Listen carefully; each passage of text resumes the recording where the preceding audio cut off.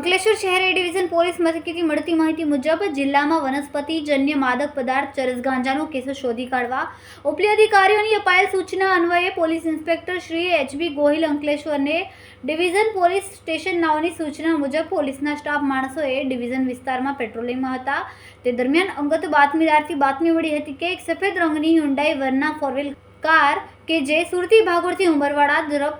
જતી હોય જે શંકાસ્પદ લાગતા ગુજરાત ગેસ કંપની પાસે પોલીસ ચેક પોઈન્ટ પર સદર વર્ના ફોરવ્હીલ કારને ઊભી રાખીને ચેક કરતા ગેરકાયદેસર નશાકારક વનસ્પતિજન્ય માદક પદાર્થ ગાંજાનો જથ્થો પોતાના આર્થિક લાભ માટે પૈસા કમાવાનો હેતુ વેચાણ કરવા માટે રાખીને હેરાફેરી કરતા ઇસમ સમીરભાઈ મજીદભાઈ રાઠોડ નાઓને બે મીડિયા થેલામાં ભરેલ ગાંજો કે જેનું કુલ વજન 49,410 કિલોગ્રામ જેની આશરે કિંમત 4,94,000 તેમજ એક કાળા કલરનો વિવો મોબાઈલ કે જેની કિંમત 10,000 રૂપિયા તેમજ એક સફેદ રંગની હ્યુન્ડાઈ વર્ના ફોરવ્હીલ કાર કે જેની કિંમત 5 લાખ રૂપિયા મળીને કુલ 10,06,545 રૂપિયાનો મુદ્દામાલ કબજે કરીને ઝડપાયેલ ઇસમ સમીરભાઈ મજીદભાઈ રાઠોડ નાઓ વિરુદ્ધ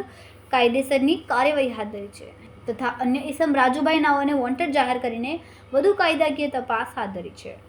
રિપોર્ટર રવિ સૈયદ, તહેલકા ન્યૂઝ, અંકલેશ્વર.